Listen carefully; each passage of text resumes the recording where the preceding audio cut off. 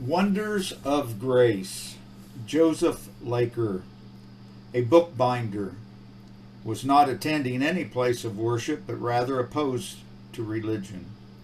When a packet of sermons preached by our pastor was given him to bind, he opened the packet with the intent to ridicule when some words caught his eye. "Sinner, thou hast an immortal soul to save." Says the word seemed 3 or 4 times larger than the others. And he was deeply impressed with a sense of sin, was induced to go and hear Mr. Spurgeon.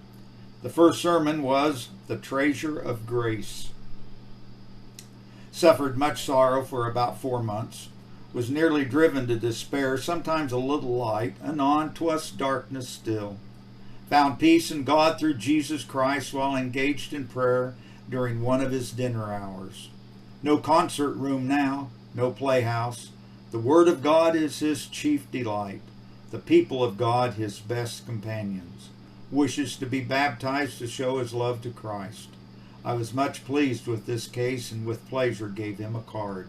Signed, Mr. Rowe. Edwin Dipple. Out of curiosity, went to Exeter Hall to hear our pastor about 12 months ago, being the first time for 14 years. The sermon, he says, was The Lost Man, or The Man in Trouble. He came to the hall of light, but went away heavy loaded with a sense of sin. He had to carry his load home when it thrust him down on his knees for the first time in 14 years to pray. Oh, wonders of grace! For a long time suffered sorrow on account of sin. Found out fresh companions who pointed him to Jesus Christ.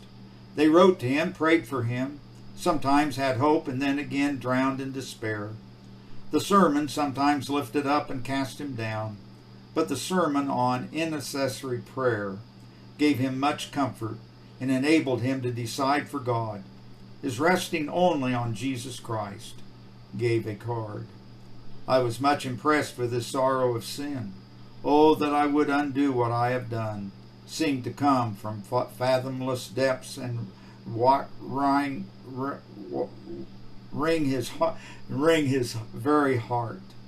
I felt at that moment the elder and the inquirer among the men wondered at. Zechariah 3:8. Signed, Mr. Rowe. To God be the glory.